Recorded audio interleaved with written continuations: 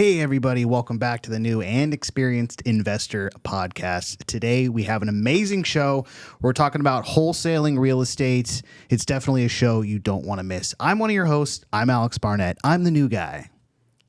I'm Andy Holmes. That makes me the experienced one. Oh, yeah. We have an awesome guest. Like I said, super stoked for this. He has a PhD in finance and is now deciding to go all in on real estate investing, starting with wholesaling. I'm super excited to talk about his story and get into some beginner tips for all you guys interested in wholesaling and where to start. Before we bring him on, let's talk about the meetup coming up really quick. We have a meetup on July 28th, and this is a really cool one because basically it's called Stand Up and Connect. So people will go up and be the speaker for like 5 or 10 minutes and talk about what they're doing, what they need, and then people in the audience can connect with them. So it's kind of a roundtable session. It's really cool. So I invite all you guys to come to that. I also want to remind you, you get the most out of the show when you jump in the chat and start asking questions, because guess what? We're live right now. So make sure to share this far and wide with any new or experienced investor in your life. Do you want to introduce? We have like 2 guests today. Yes, we do. We have a co-host, and I was just getting there. Before we bring our guest in, let's kind of, tell people how Joe got so young here. So I'm Andy Holmes. I'm actually Joe's son. Joe is on a cruise prospecting some real estate in other areas, other countries. Yep. And so I'm here today to fill in for Joe. Yeah, really excited. Andy and I have worked on a deal in Huntington Beach. It's been my greatest flip ever, and he knows his stuff. That was one of the first times where I actually did the work. And like, you showed me how much money you could save when you actually do the work. Yeah, a little bit here and there. It adds up. Yeah, it was quick. insane. Yeah, I looked at all the numbers after. I was like, we saved like 30 grand, and I was in the garage, like, painting. And he's like, here, take this light bulb, go over there and screw it in. I'm like, am I doing it right? He's like, yeah, way to go. So it was good to get hands-on experience. Yeah. So I've been doing fix and flips for about 15 years. Learned from the best, obviously, my dad, Joe. And so that's kind of the way he taught us all, was to, get your hands dirty and a little bit of sweat to get the project done. And, we've progressed a little bit over the years to adding in some contractors and stuff to our team. But you can definitely save yourself a lot of money if you have some of the skills and ability to do some of the work yourself. Heck yeah. And you're even getting your daughter started in it, right? That's right. Yep. She's probably got like more experience than half of our listeners. Yep, she's only 9, but yep, she came to our last project and was helping with a little bit of painting and sanding and different stuff that we were working on at the time. And she loves it. She likes to help with design aspects and pick out materials and colors and all that type of stuff too. And she says when she wants to grow up, she wants to get involved in real estate as well. That's so cool. I mean, think about that. Like from your grandpa down to your dad, down to you, it's like, that's a skill that's just being passed down. It's amazing. It's awesome. I love it. So let's go ahead. Let's bring in our guest right now. Super excited. Brian.tian. Welcome to the show. How you doing, Brian? Good. Thank you so much, Alex and Andy, for having me here. Yeah, I'm super excited to be here. Right on. All right. Well, let's jump into it. You have an amazing background. Why don't you kind of tell people what you were doing before you got into real estate and what you're doing now? Yeah, sure. So I was actually a PhD student in UC Irvine from 2014 to 2020 in finance. And after that, I joined 2 hedge funds. I was a quantitative researcher, so I was a numbers guy. So I built mathematical models to try to predict how where the market is going, and hopefully we can make some money. And along the way, I kind of talked with my friend, and they're really, really into real estate. And gradually, I learned that through real estate, it's really a great vehicle to build like generations of wealth. So I was pretty fascinated, and I decided to get into real estate. So I started with a like my first rental property, but like long story short, that was my worst investment to get started with. But later on, several of my rental properties, they went pretty well. And then I decided to get into, okay, well, if I can buy some properties from wholesalers, then why not I get into this stuff on my own? If I'm in California, then I can get into real estate, California wholesale markets, right? And for other non-local areas, if I know how to do stuff, then I can teach somebody else, or even like expand my like sort of business to generate leads for somebody else, like investors, so I can scale my business. So that's my initial thoughts to get into wholesaling. Yeah, so. Amazing. Yeah, we had lunch the other day, and he's like sat down. He's like, I know you're a musician. I'm a musician too. I play classical music. Yeah. And I was like, if you want to feel lazy, sit next to Brian, because he is like, you've already lived like 10 lives, and then now you're like starting, to go into the wholesaling. But I love that attitude, and something that really jumped out to me was how much you were already tracking your metrics. Yeah. And I think you were at like 14 days or something of cold calling. Right.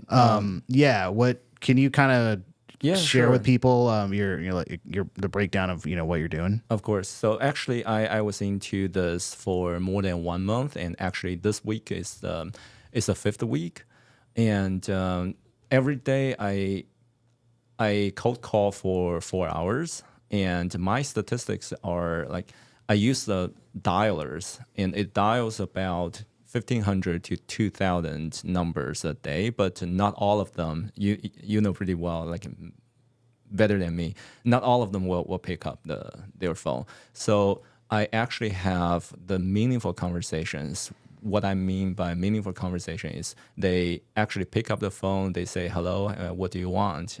And they either tell me, okay, I'm not interested, or they say, hey, I'm interested, or I'm not trying to sell now, but I could be interested in later. So I have around 30 to 50 meaningful conversations out of that. And out of those 30 to 50, I get around 2 cold to warm leads per day. So that's my statistic. That has been the pattern for the past 4 weeks. Yeah. Nice. That's great. Yeah, really good. Really good. I mean, you're just having a regiment like that is really going to point you in the right direction and set you up for success, because any of these marketing channels, it takes time to kind of build on itself, and it's like you gotta, by the end of this year, if you stick with it that long, you'll have somebody that you talk to at the beginning of the year now ready to sell, right? And you've had to nurture that. Exactly. Yeah. So at the beginning, I wasn't sure that if I'm on the right track. So I started to track my statistics, and what's more important, I have to stress is to reach out to like professionals like you, Alex, and Joe, and Andy. So the other day I ran into this this post, the great post like Joe shared on Bigger Pockets, and I ran into this. Hey, he's hosting a great investor meetups tonight, and it's actually about wholesaling. It's the same day. I was like, wow, I need to attend this, right? And then I meet with Alex and Joe, and they were giving me a lot of great advices. And immediately after that day, the second day, I booked an appointment. I had a lunch with Alex and Joe. They gave me more great advices, and they actually let me know, okay, I was actually on the right track. So that kind of a psychological effect is priceless. Because you know that, hey, they are the professionals and they have been through what you are going through. And they're telling you, hey, you're on the right track. And the other day after that, Alex, you generously shared with me your Drive for Dollar list. And I immediately caught that list and found several cold to warm leads, and I actually found one lead for Joe, although that's not the kind of actual investment or great deals that we want, but Joe is able to represent that seller on the market. So I find values in things, and that was a completely great experience for me. So people, if you're trying to get into this, and make sure that you reach out to Alex and Joe and Andy, because they have great things for you, and they are generously sharing their experience and help you go along the way. That's really cool, man. Thank you so much for those kind words. And like on the flip side, we're so excited to see somebody that's like actually taking action. You know, it's like, I'm sure Andy's seen it being here with Joe. People come in and out of these doors all the time. He'll lay it out A to Z. This is what you do. This is the next steps. And then you just never hear from people again, just because they kind of fall off, or, you know, life gets in the way. But to see somebody that's just taking action, it's like, you know, okay, you're going to hit on something really soon. Yeah, I think part of the reason is kind of like the fact that the time from getting the results, actually getting the results, and the time that you are actually making the actions, is kind of, that feedback loop is long. So a lot of people, if there are like several steps, at each step, like 90% people will drop out. That's kind of my expectation. And in fact, myself constantly feel that kind of frustration. Right. But what I know is that I need to like take actions and after actions until I make that first deal. And that's also very important why I reached out to you guys, because you actually have been through all of this stuff, and you have tons of experience of how to like take all those things that could happen along the way. Yeah. So hopefully I can stick with it and until I make my first deal and to get my own proof of concept. Heck yeah. And then I build a system that I have more and more leads coming in through my funnel, and more and more deals can be closed. Yeah, that's my goal. Yeah, that makes sense. And I like how you track your metrics as well, because like you said, you can kind of get lost in, you know, what you're doing every day, and is it successful, is it not? But you kind of know, you know, how many leads that you're getting, how many calls it took to get to those leads. And I feel like, to me, that would be helpful to kind of reassure that, you know, there is a process that's working, and you're getting some success out of it, instead of just kind of being like, I was on the phone all day and I don't even know, you know, what kind of went on. So that's really good. Yeah, thank you. And I think that also set me the baseline. So eventually, like, it's not me. It won't be me to call, like, to make the prospecting calls every day, right? It would be the virtual assistant. So it gave me a baseline. So if I can do this every day for 50 conversations, then my VAs should be able to do on this ballpark. Right. So that gives me, okay, if my VA is kind of as effective as somebody else. So that's also a very important metric to note. Yep. Yeah, that's important. Yeah, and I think we talked about it at lunch, but like cold calling has the longest cash conversion cycle, meaning like when you put the action in to when it actually cashes out. Yeah. So it's definitely, I think it's a great one to get started, because you're honing in on your negotiating skills, you're overcoming objections and all that stuff. And then it's also teaching you discipline, but it does have that long feedback loop, like really long feedback loop. Oh yeah. And I wonder, it's kind of like, think about when you played clarinet, right? Yeah. Yeah. So when you're first starting an instrument, and I think about this sometimes too, I'm like, you just like because I learned guitar, I'm like, you suck for so long. Oh yeah. And you're just doing these things with no sort of like, you don't get any benefit from it. Right. But you keep doing it, you keep doing it, keep doing it. And then finally, it's like, oh, I'm actually playing a song. Oh, it actually sounds cool. Exactly. It's kind of the same thing where it's like you have to keep putting in this action, not knowing, or I guess it's a sort of a theoretical reward until it actually becomes real. And then when it becomes real, it's like, oh yeah, this is where it's at. Yeah, I'm very glad that you bring that up. It's very similar to like when you play instruments initially and you just suck at it, right?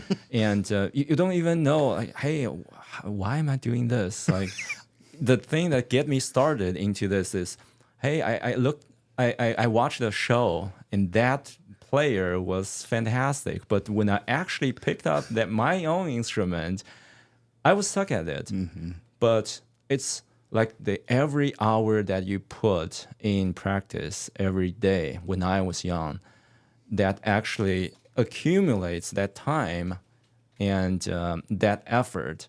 And after several years, and I have to admit, I quit it once. And then my dad came to me, hey, you need to continue to do this because I feel like you really love it. It's just like you haven't get that stage yet. So I resumed to clarinet playing, and after several years, I can do fantastic music. And that was the point when I actually found, okay, I'm actually playing great music with the initial thought that I was going to do. So I think that two things from that. One important thing from that lesson is the thing that gets you started may not be the thing that that you can keep you going along the way. So you need self-discipline, and you just need patience. And up to some point, you will see your own effort realize. Yeah, absolutely. Andy does a lot of on-market stuff. So can you explain kind of like how you go about getting these on-market deals? It's it's the same but different. I mean, it's tracking metrics. It's, analyzing deals, coming up with kind of lead sources, so searches within the MLS to get those kind of, I guess you would call it cold leads, or like, the numbers that you're calling just off of a list type of thing. And then once you kind of get some traction on one and you're analyzing the deals and, just going after them just in a slightly different way on the MLS. And so it's kind of all, the same thing. And it's still got the same learning curve. It's very difficult. You're dealing with a lot of other agents that don't necessarily want to work with other investors or I guess investors at all. And so, it's just, again, overcoming objections, all that type of stuff to, solidify a deal. And then after you're working at it for many years or, however long it takes to really kind of get a system going, it can be a little bit difficult and you have to just kind of keep at it. And one thing I like about real estate is it's kind of like on the job training. I mean, you could start out brand new, just like wholesaling, and you just go at it, and you're going to make mistakes. You're going to learn things along the way, but that's just all part of the process. And eventually you'll get there. And like you said, like you'll eventually obtain that goal that you set out to obtain in the very beginning. So, it's kind of the same process. Yeah. And the one thing I love about the on-market deals, it's like the overhead is basically nothing. You know what I mean? Like you could just use your own cell phone, call these agents, be putting in an offer, where some of these other lead generations, or I guess lead sources, can get pretty pricey. True. So I think it's a good mix to have. If you have some on-market stuff, it kind of gets your cost per lead down. Yeah. I mean, obviously there's the cost of, becoming a realtor and maintaining your license and the real estate key to access properties if you want to show yourself the property, or you can work with an agent, an investor-friendly agent that will submit offers on your behalf and show you the properties or maybe inspect them for you in the initial stages. And so, it's definitely can be a little bit less on the upfront cost compared to getting into something like wholesaling with you always want to have the best list, and all these things can start to add up with the different services and lead gen sources, and virtual assistants and all that type of stuff too. Oh yeah, gets crazy. The first check, or maybe it was like the second check, bought friggin' every software.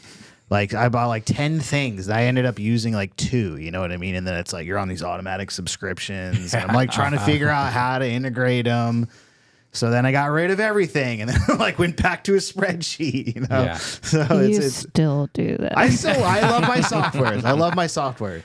But can you jump into some of the stuff that you're using right now? Like the software?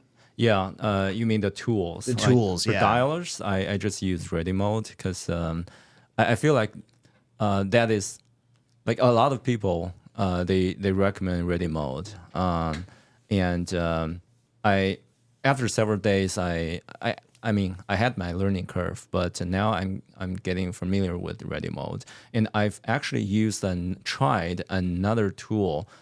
But that didn't work out. That tool claims that so when you're calling people, if your numbers gets flagged, then they will automatically swap it for you. Oh. But the catch is they don't even have enough numbers for you to call.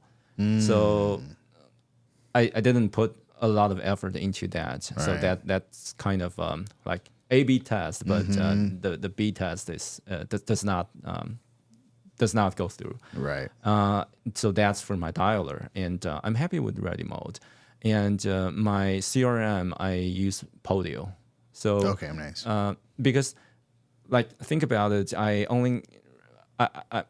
I'm just into this for like 4 weeks. If every day I can have 1 to 2 leads, cold to warm leads, then at most I have like 40 to 50 leads, right?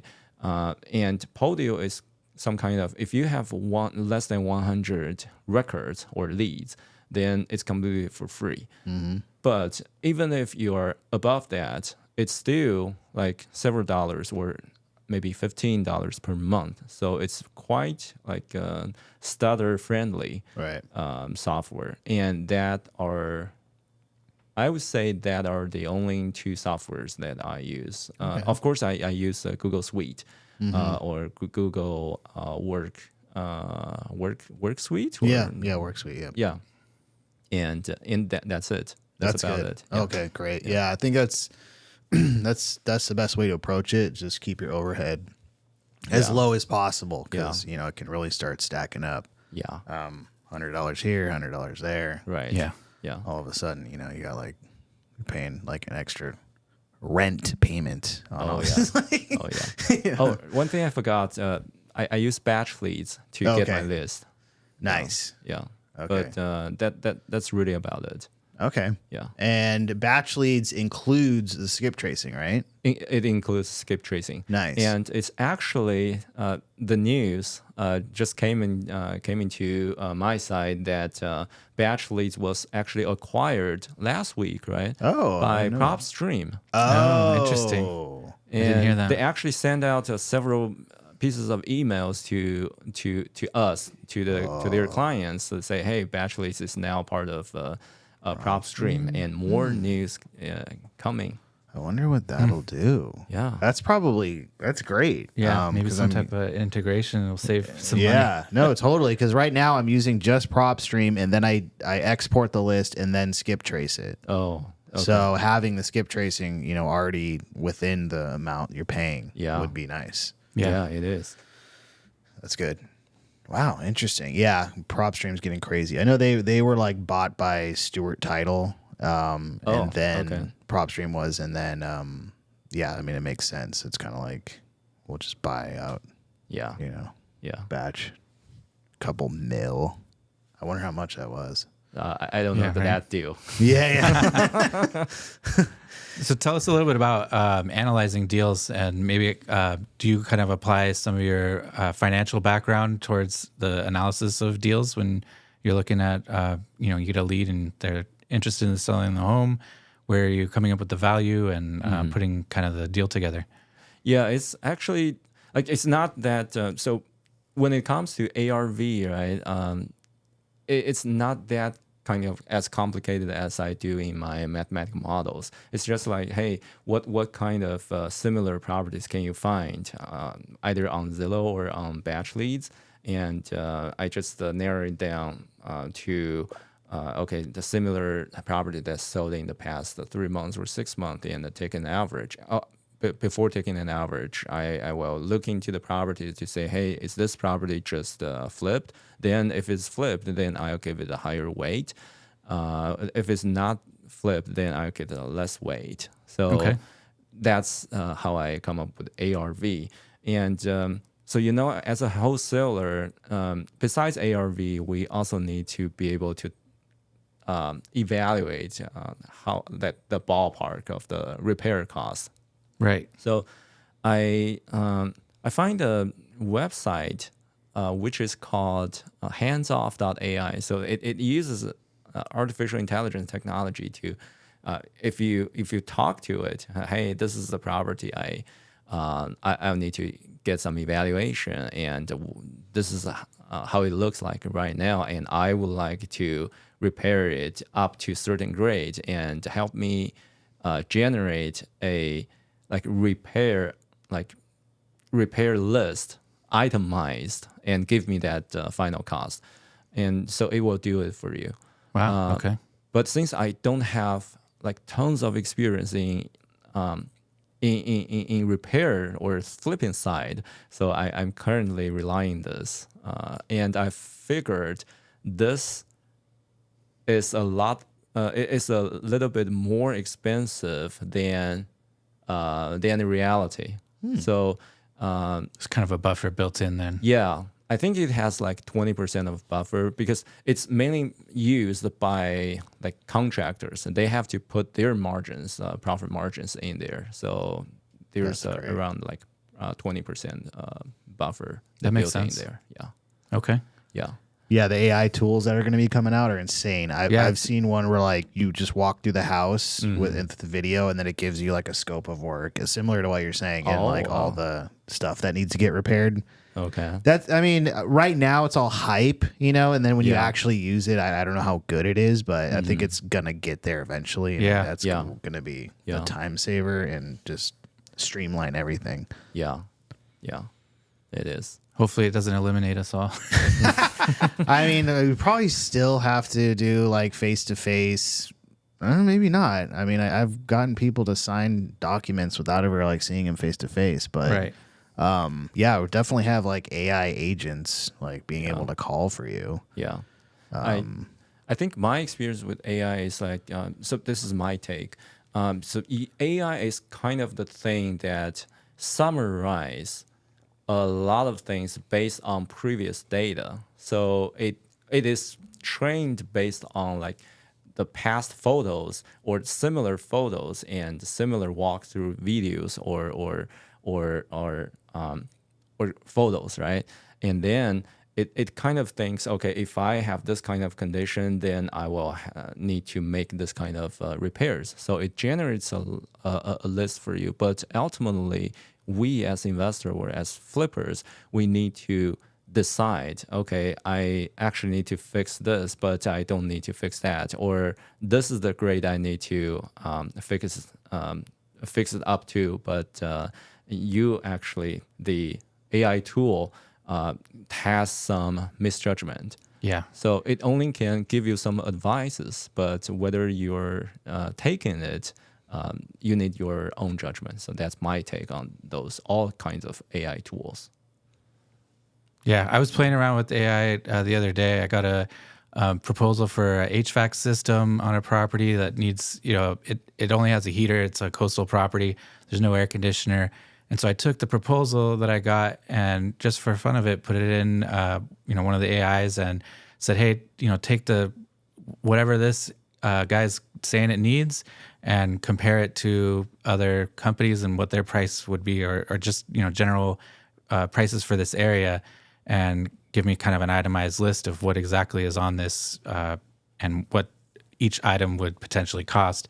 And it spit it back out, and at first it looked okay, but then I started looking at it, and it said that the original quote was asking for, an air conditioning system for a certain brand, a Goodman brand, and all this stuff. And I'm like, I even asked it, I'm like, where are you seeing this on there? And it was like, you're right. it is actually not on there. It's Right, like it yeah. literally was like completely making up stuff and Yeah. like lying. And I'm just like, that's why you got to keep an eye on this stuff. Yeah, that's also my experience. On certain stuff, I'll ask for AI's opinion. Hey, what do you think of this? And they will give opinion A. And I know that opinion A is not true. So I tell them, hey, I know this is not true. And then immediately it says, yeah, you're completely right, my boss. And it's actually this. So that's when I was very alerted to refrain myself to completely trust AI. Right. Yeah. Yeah, it's got the training wheels on for sure. Oh yeah. Apparently, Grok is kicking ass, though. I heard they're going to put it in Teslas. I don't know what that means, but Yeah. Yeah, I heard you can, I don't know if it's like specific to controls within the car, but I've heard someone say that they had it and that you could tell the car, hey, I'm driving to this area. This is the address. It's cold right now. And, I'm in this mood, and it will put on the music for that mood. It will set the temperature of your car to a certain temperature, put the, heater on or air on or whatever, and navigate you to that address. And I'm like, Yeah. could be interesting. There you go. Yeah. It's for all the Star Trek fans when they like talk to the computer. It's like, computer, set up hologram for the beach, and then it like makes it. that's the only reason we created AI was to have that. Awesome. Back to wholesaling. Okay. Yeah. So, what's kind of like the future steps? I mean, if everything went perfectly, what do you, what's the path you're following? Yeah, I'm actually currently this week I'm preparing to hire VA, so I was preparing my job posting. I just posted my job postings yesterday, and today I already got 15 to 20 applications. Okay. They're all very hardworking people. Right. Where are you posting it? Onlinejobs.ph. Okay. Right. Right, I've heard I'm of sure that. Yeah. you also use that as well. So I'm preparing to interview those candidates tomorrow, and hopefully I can get down to one and to work with him or her starting from next week, so I can free myself up from this kind of 4 hours to do the initial cold calling, and so that I can focus more on the follow-up things. Right. And once I feel like, okay, I'm getting some tractions on those follow-up steps, then I'll hire another guy or use the current guy that I'm going to hire as the follow-up manager. And so that I can just go to the properties or visit the properties myself. And so this is kind of a step-by-step system building, right? This is where I'm thinking I'm going. Nice. Yeah. I like that. What are you looking for in a candidate for a VA? I'm looking for whether she or he already has some experience. So for me, if I can do this for 1 month and I can have this kind of results, then I'm looking for somebody who has at least 1 month of experience, right? He or she knows how to handle handle rejections, handle angry callers, handle oh, hey, you know what, I'm not interested, and what did they say next? Hey, do you have a property that maybe your friends or family have a property that they might be open to a cash offer? So I'm looking for that kind of a reaction. And I'm also looking for a guy who does not take those rejections personally, because that's really important. Otherwise, nobody will be able to do this kind of job, because 99.9% of the time you're going to hear no. Yeah, Our it can job get is tough. right. Yeah, our job is to find that 0.01%. Like what Joe said, we're looking for gems out of dirt. Right. Yeah. Yeah. So that's what I'm looking for. And also I'm looking for like the right attitude. So if somebody are not so experienced in this, but he or she has the right attitude, hey, you just tell me what should I do, and I'll follow instructions. That's for step one. And once he or she gets familiar with all the stuff, because it's not hard, I hope she or he can come up with some ideas to say, hey, Brian, this is how I think we can improve the process. That will be amazing. But that's just a preferred skill or attitude, but it's not a requirement. I know like people, the reason why people apply for this kind of job is like people all different. They all have different motivations. Some people they're okay, I can do this. I'm taking this as a like paycheck, like money paying job. Somebody else they will take this as okay, I actually want to learn something. So different people have different motivations. Yeah, absolutely. And you're totally right. Like I'm blown away by some of these VAs and how hardworking they are for like what they make. Yeah. And they're doing it in the middle of the night. Yeah, that's unbelievable actually, too. Yeah. I feel like if I'm the person who does cold calls, right, in the middle of the night and constantly hearing no's, it's kind of like a torturing thing, right? I would ask my VA because like we would do like morning meetings. Yeah. I'd be like, "What time is it there?" He's like, "It's like 2 a.m." Like, how do you do this, man? This is insane. Yeah, and think about that. They have family. They have their own life, and they live in their life they have their normal life in the daytimes, but they have to work during the night. So for anybody, this could be a tough job. Yeah, absolutely. The good part is you get used to the no's, and you get used to asking people if they're interested in selling their property. We went to an estate sale over in Dana Point, and it was one where they had like a little booth set up, so you'd walk up, and there's like 2 ladies putting it on. And I was like, "Oh, what's going on with the house?" Like, they're like, "Oh yeah, they're thinking about selling it. They don't have any agent right now." And I was like, "Oh, okay. Will you give them my number?" And then they ended up calling me, just from that. But it's like you just get over it, you know. It's like I'll go up to anybody like that says they have a house and be like, "Hey, have you thought about selling?" Yeah, I think that's a pretty good like habit, right? Yeah. Like garage sales, anything. What's going on with the house, though? Yeah, you never know when that sale will bring you a new deal. Right? Yeah. You never know. Well, they ended up calling me, and then they like with each sentence, it like was like, "Oh, this isn't gonna be a deal." They're like, There's 4 or 5 of us kids that inherited the house. We all own our properties, so we know what it's worth. And like, I was like, okay, well, I'm an investor, so I'm going to give you a cash offer. You know what that means, right? It was definitely an investor special. Like everything was original to the home. Yeah, it needed to be totally redone. Yeah, but they want top dollar. Yeah, top dollar. Top dollar, of course. Of course, they want $2 million for doing nothing. Mom and dad gave it to them. Yeah, so speaking of that, I'm wondering how you like in this kind of situation, right? You know that property doesn't worth this much, and you know that they're going to find out.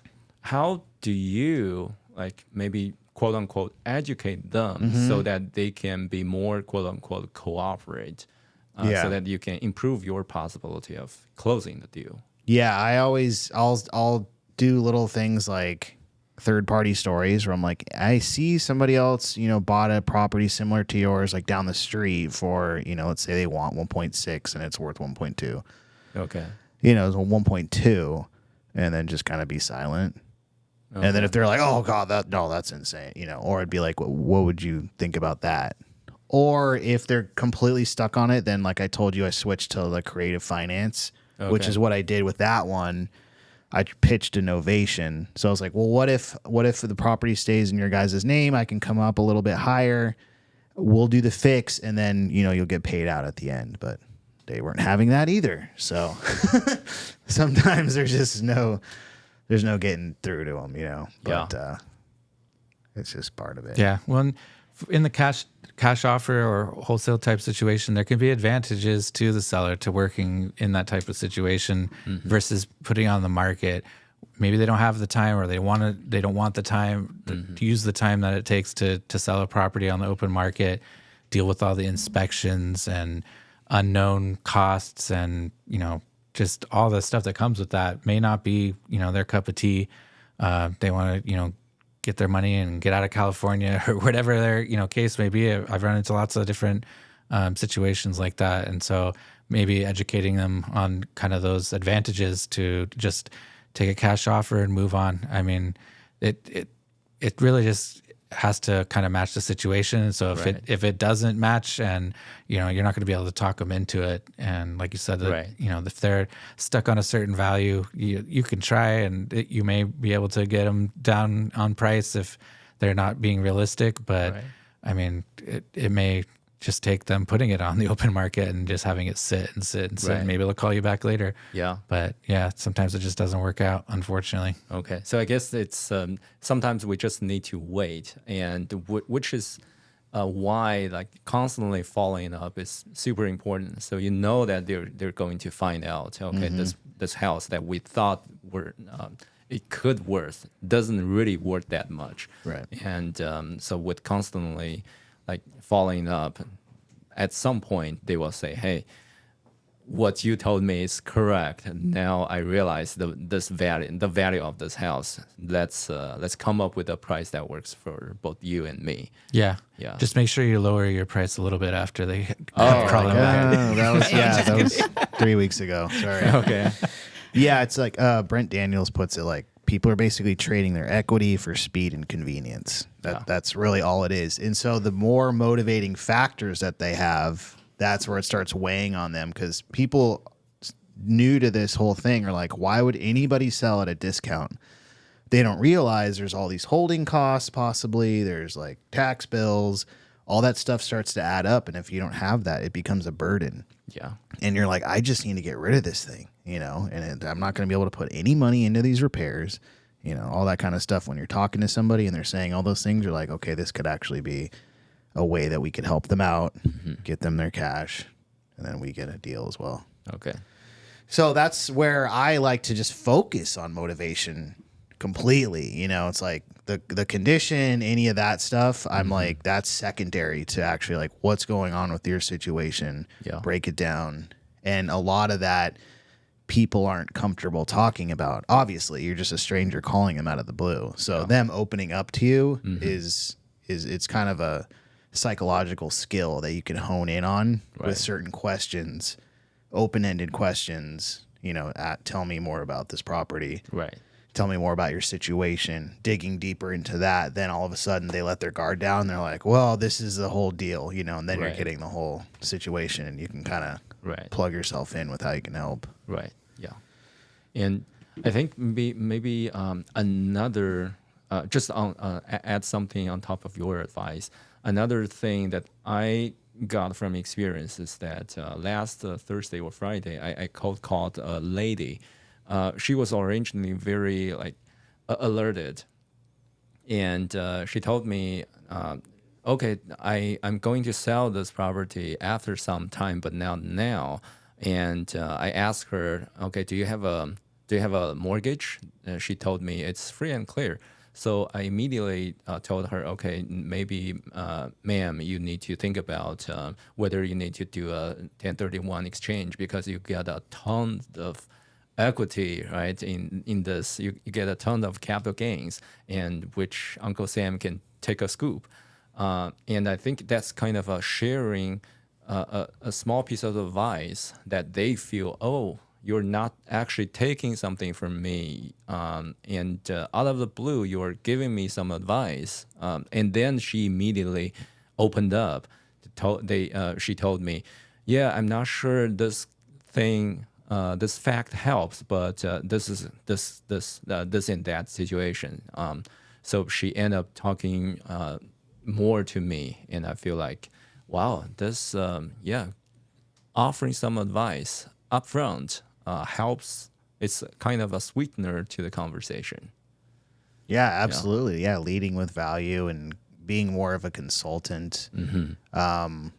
Like when I was taking the Pace Morby courses, he would start off. He's like, "I'm probably not like the right fit for you. I'm probably not the right buyer for you. Right. But you know, can you kind of catch me up to speed?" That's like his big thing. Is like, "Can you catch me up to speed with what's going on?" Right.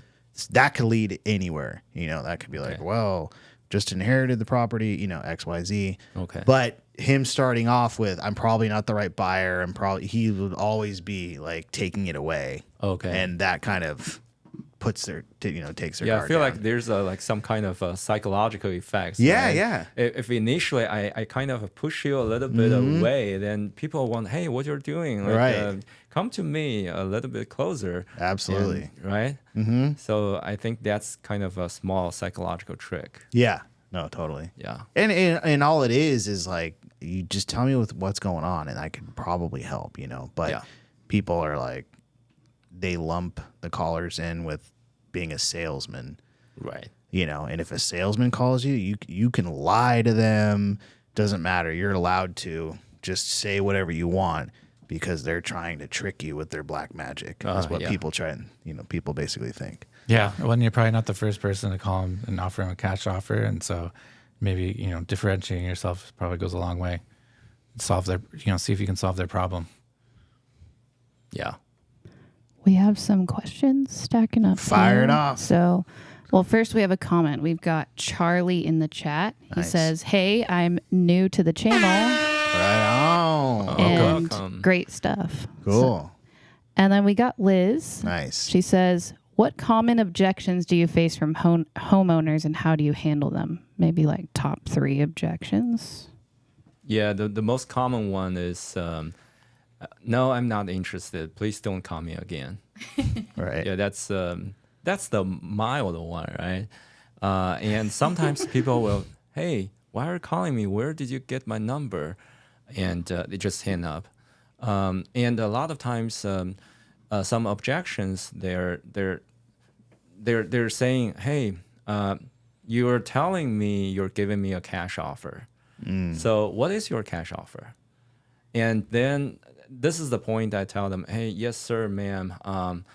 Yes, we're offering a cash offer, but that amount will depend on the location and the condition of the property, right? So whenever they have an objection, and this is a great advice you gave me, Alex, you turn that objection into a question and shoot it back. So, hey, sir, it will depend on the condition of this property. So do you know, or do you still remember when was the last time you did a remodel for this property? What's the condition was like? What is the roof? Which year did you replace the roof? So that's one of the common objection. Yeah. Yeah, and I think that's basically that's kind of some typical objections I've run into. Yeah, and one you always hear also is they'll just keep repeating. They're like, "Well, I do want to sell. I'm not desperate. Like, I don't have to sell right now. Like then they'll go into, but I am like behind on a couple of my mortgage payments, and they start going into these like motivating factors. Like, but I'm not desperate. I don't have to sell right now. They just like keep saying that. And you're like, yeah, no, that's fine. Yeah, you're not desperate. I get it. Yeah.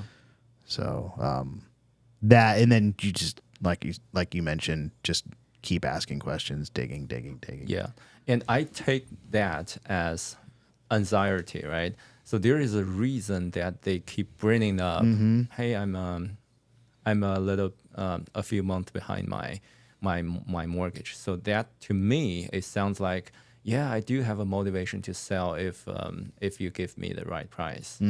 So that's how I take this kind of like wordings. Yeah. Yep. Oh yeah. For the right price is a huge one too. If I hear that for the right price, I'm like, oh, okay, so Zillow minus or plus $1 probably. Whatever this estimate is, that's what they want. Yeah. How do you get price out of people? That's hard. Yeah, that's sometimes I feel like Southern California people, sellers, they're more like sophisticated. Perhaps just too many people have called them in the past, and they just get used to this kind of cost. Right. And whenever I say, hey, what are you trying to get out of this? And somebody, they're completely unrealistic, and you can tell they're not really trying to sell. For a property on Zillow, it shows like 770,000, right? They will tell, hey, you give me $2 million for cash, I'll sell. Yeah. And at that time, initially, like maybe 3rd or 4th day I get into this, I'll try to, like, how do I put it? I'll try to prove them wrong. Hey, sir, I just saw that Zillow shows this one is just 770, but you're asking for $2 million. And gradually I shifted to that. Okay, so sir, you're not really trying to sell, right? Right. But I feel like that is not even the best answer. The best answer should be, oh, okay, you're trying to get $2 million out of this property, but do you know similar properties? Any similar properties have sold in the past? What are they? What they sell for, right? Yeah. So that kind of I use that as a conversation opener, and sometimes they just, hey, no. That price, I was just, since you bring the cash offer up, so I was just talking about that is just unrealistic. I'm asking for like 770 or 800, and so you immediately know, okay, he has some like he realized that $2 million is not realistic at all. Yeah. It's just Unless it comes with a couple Ferraris or something on the side. Yeah, really. Yeah. We got Chad asking, have you embraced the lovely triple tap while calling? Triple tap. Yeah. If If somebody Heard doesn't about answer, this famous triple you tap. call them. So you'll probably do it mostly on the follow-ups. Okay. So you call somebody, they don't answer. Oh, Call them yeah. again. Yeah. Call them again. Right. At In least close 3 succession. times. Yeah. Yeah. At least 3 times in a row. Actually, I have some leads that I initially categorize them as like cold or warm leads, and then I put into my Podio system. And then when it comes to my follow-up days, I call them, use my own number, and they don't pick up. And this is currently a problem that I'm trying to solve. The way I solve it is, like before that initial reach out call ends, I'll tell them, hey, I'll probably reach out again with a different number, and do you have a moment to take down my number? Nice. That's one thing. And also I asked them, hey, sir, ma'am, do I have your permission to send a message to your cell phone along with my digital name card, so Nice. that they know who they're talking to? Yeah. And once they take note on their cell phone, and the next time I call them, my name will automatically pop up on their cell phone. This is the solution that I think might add some help. Yeah. Might be helpful a little bit. I think so. Yeah. Setting the expectation for the next call definitely helps. Yeah. Getting them, and then getting them to have your number in their phone, because, I mean, I don't know about you guys. I'm getting like 20 spam likely calls a day. I don't know who these people are. Yeah. Yeah. So they're probably getting the same thing. If they own any rental properties, they're probably getting blown up. Yeah. It's just, unfortunately, it's like everyone these days is getting flagged as spam. I was in a transaction a couple weeks ago, and I got a spam call, and I just happened to pick it up, and it's the real estate agent on the other side. I'm just like, oh man, The carriers are cold getting calling people or savage. Yeah. the carriers, they're going a little bit crazy these days. They automatically like flag people who make maybe just a little bit above average cost per day. Right. Yeah. So Most of them are spam, but Yeah. it's very difficult Right. to maintain a good outgoing number. Yeah, it is really difficult. And I think like different carriers, they use their own servicer or like data vendors to evaluate who like which number are spam number, which number are not spam number. Right. And nowadays for each carrier, like the major carriers, AT&T, T-Mobile, Verizon, they have their own data vendors. You have to register your numbers at each data vendor to say to tell them, hey, I'm a valid investor. I'm making my calls to actually buy things, not to sell things. And this is my company's information. And we are a valid company. We're registered. So I think this helps a little bit. That makes sense. Yeah. What are some of your favorite lists that you're calling on? I know you mentioned the driving for dollars. What are kind of some of the other characteristics that you're putting in on the lists you're generating? Right. So I think in terms of the motivation, it's definitely the pre-foreclosure list. Okay, yeah, that's a good one. But the downside is that the number of properties in pre-foreclosure list is much, much less than other lists, right?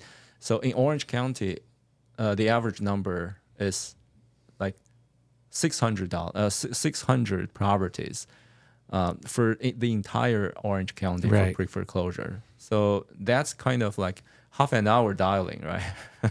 Yeah, well, then it's a lot. There's a lot of competition of other people pulling the same and list. everybody is chasing that list.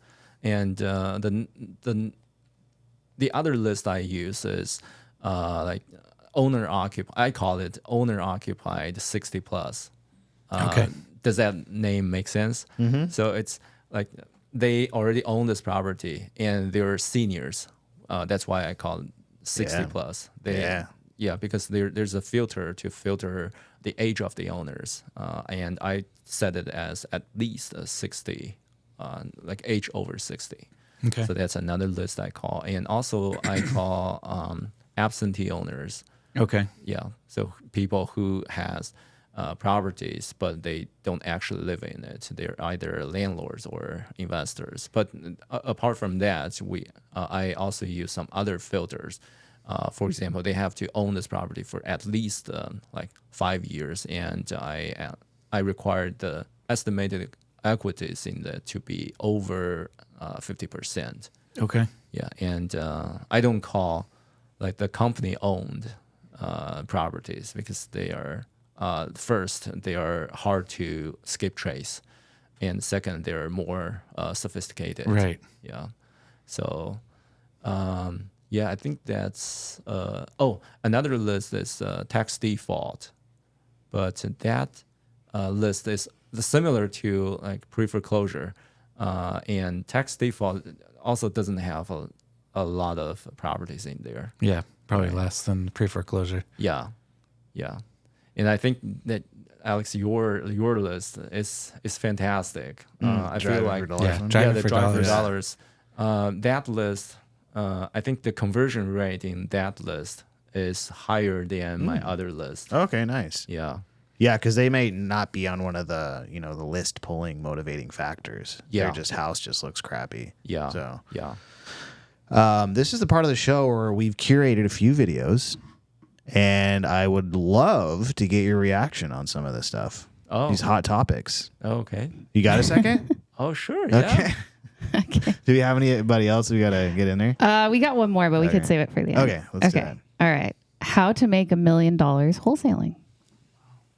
Easiest way to make $1 million wholesaling. We'll take North Carolina. Let's say that your average deal, like your average deal size out there is about $25,000. You know what? Let's just say $21,000, all right? Okay. This is straight wholesale. You're trying to make $1 million, 48 deals. Okay, so 48 deals a year. 48 divided by 12 is what? That's 4 deals a month for $21,000. In my opinion, come on now, that's very, very easy to do. Let's break it down even a little farther. How many acquisition reps do you need to do 4 deals a month? 1 to 2. Depending on their ability to convert, right? Yeah. Okay, how many disposition people do you need to sell 4 deals a month? Say one. How many transaction coordinators do you need to transact 4 deals a month? One. If that, you know what I mean, right? You see, like, Yeah. in essence, it's a very small operation if you think about it, right? Yeah. To do 4 deals a month for $1 million in gross revenue, it doesn't take a massive team. Easiest way to make Wow. Yeah. I think my take over this video is that, I definitely believe it's possible. But his angle is talking more like from the operation angle. So that means he has a huge assumption that everything is already in the system. So he has constant deal flows, and his funnels are already set up. Oh yeah. Yeah, and he has all of those things, proof of concept, and he constantly do this. So I think it's definitely possible once you are above certain, like you're over a certain stage. I think it's possible. Yeah, it's kind of like guru math, where they're like, it's super simple. $1 million, what is that? 48 deals? Four deals a month. It's easy. Yeah, you got to be spending $200,000 a year probably to like get to that point. But Right. Yeah. All the overhead, and you got to hire the people that are Hire the acquiring and the leads. dispoing those deals. And Right, there's a lot of exactly. stuff in between, so that may not be your take home at the end of the day. And Right. like you're saying, you gotta build that entire system in order to be able to start scaling it to something on that level. I think, that guy is talking about like after the mature stage, but before that stage, it might take somebody like maybe 1 to even 4 years to bring that business, to nurture that business from a completely new one to that stage. Right. I think like once it's after that stage, it's like that guy can tell, okay, it's pretty easy, but it's just that low-hanging fruit instead of that nurturing stage. Or you can just pay that guy $50,000 and take his course. And just get to the front of the line. Come on. Yeah. What else we got? We got one more. Hold on. I lost my mouse here. Here we go. How many cold calls for a wholesale deal? Everyone's asked, Zach, how many cold calls should I do? And first of all, it's about quality over quantity. But if you can max quality and quantity together, so let's just say probates. If I cold call 100 probates, I probably have a 20% chance of finding a really good deal there. Now, if I cold call 200 probates, it goes up to 40. And statistically, I do 1,000 probates. It's almost 99.9. It's never 100% chance you're going to get a deal because you can be absolutely terrible with your stuff. But it gets pretty close to 100%. Why is this? Because people who are even bad at wholesaling, if they cold call enough motivated sellers, it works out. So everyone's asked, Zach, how many? Simple enough. He didn't really give any like numbers there, but 100 per properties, 20% of the chance. Oh, that sounds amazing. is that math checking out? Yeah. You're a math guy. Amazing. Does that check out? Well, I'm not really calling like probate for now, but I would think it's amazing result if it's 20% of finding the deal just over 100 property, a list of 100 property. I was finding it amazing. Yeah, I'm a bit skeptical on that. Yeah, I don't think that's true at all. All right. Well, we got Joe hosting from the chat. Whoa. He says, ask Andy to speak about currently closed property and if he's going to wholesale or flip it, and ask Brian what he thought about the condition of the home. Okay, it sounds like you stopped by our deal that we're working on in down the street here. Oh yeah, the other day, Joe took me to your property, and so I was trying to learn. Okay, hey Joe, how much, what is the before condition and what is the after condition? And so he took me to 2 properties and to let me take a look at the before condition and after condition and help me to evaluate. Okay, how much I should evaluate on the cost of repair. And I actually went into your property, and that looks amazing. And It's an amazing opportunity. it's an amazing opportunity. And the design, I feel like it's, if I'm the buyer, then this is the house. It's that really I cool, wanna buy. yeah. Yeah. Yeah, it's got a view of the golf course and all Yeah. that. It's definitely, in realtor speak, it's got lots of potential. Yeah. And so it's not a huge house, right? It's a 14 or 1,500 square feet. right. And he told me, okay, Andy did this, Andy did that. And I was doing some math in my mind. And I evaluated, okay, it may take at least 100,000 to do all those stuff. And when he told me the actual numbers, I was totally blown away. Oh, okay. You're talking about my one that was completed. Yeah. Okay. Yeah. There's another deal that he was also talking about that is in the very beginning stages. We just closed escrow on it. Okay. And that one is very run down. That's the one with the view of the golf course. And, it's filled. It came with all the leftover stuff. Mm-hmm. It's, very dirty. Hasn't been occupied for, I think, several years at this point. Mm-hmm. And so, that one is the one that he was talking about, the potential for doing a wholesale situation. Oh, okay. We're going to be cleaning it out. It's about halfway done, getting everything cleaned out and removed. And we're going to put it back on the market as is to sell to another investor who can flip it, who can use it as a buy and hold. Mm-hmm. Maybe there might be someone, that's like a contractor or someone that can manage doing the work themselves, either before they move in or, do a little bit and then move in and do more as you go along. So that one was a really good opportunity. Okay. And so we're probably going to be doing that wholesale situation. Okay. I went back and forth. I still kind of go back and forth a little bit on should I just flip it? But just with the timeline, it's a condo. It's got $630, I believe, is the HOA fee per month. Yeah. Plus, all the stuff that comes with flipping a property, the timeline, all the expenses with the holding costs and that type of stuff. If it kind of just makes sense to just get in and get out as quick as possible, and still make a decent profit doing a wholesale situation. Yeah. So I was actually curious about your thought process on how to determine whether you will take on this work or job on your own, or versus just to clean it up and maybe flip this to other investors.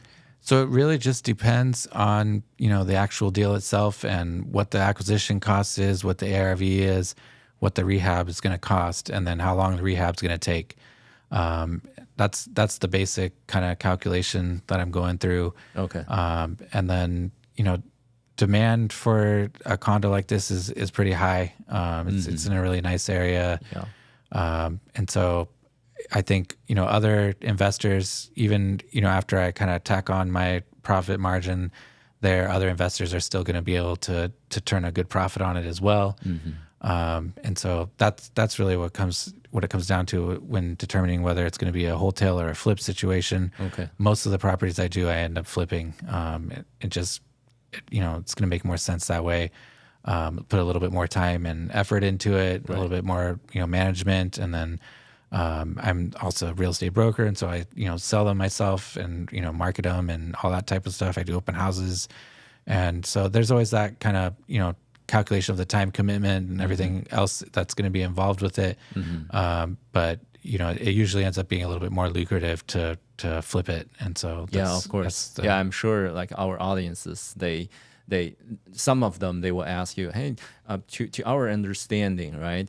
If you follow a deal from end to end, right? You already got the deal off market, and then you flip it, and then you sell it to retail, like either investors or actual homeowners. Then you will make the top dollars out of this deal. So why selling this prematurely to somebody else? Right. Why don't we like just flip it? Right? Take the home run, right? Yeah, that's a question, but it's kind of just what your personal preference is and what your resources look like and what your kind of business model is.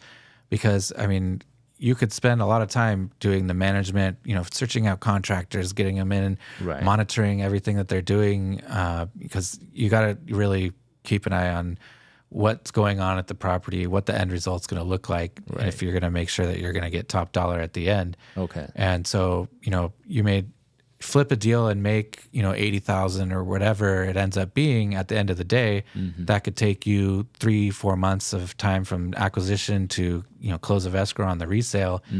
But if you're doing wholesaling, you could potentially get, 3 contracts that you make $20K each, and then you're, ahead, or and do that within, a month or two. So it kind of just whatever kind of your forte is and what your business model is. It's you choose your own destiny, and so you can kind of make what you like be kind of your focus, and just go from there. I mean, whatever, because everyone kind of has different things that they're better at or that they like more, and so you can kind of cater your business towards those things. Exactly. I completely agree. Amazing. Right on. Well, Andy, thanks for co-hosting. Brian, thanks for joining us. How can people reach out if they want to send you deals or want to JV with you? What's the best way to reach you? Yeah, just send me a message. Okay. Reach out to me at 714-868-6762. Okay. Yeah. Right on. Yeah, as simple as that. Sounds good. Yeah. Right on. Cool. We'll be back next week talking about some more co-living. Joe, come back safe to us. And all of you, thank you so much. Please share this with any new or experienced investor in your life, and we'll see you next week. Thanks, guys. Don't forget to like and subscribe.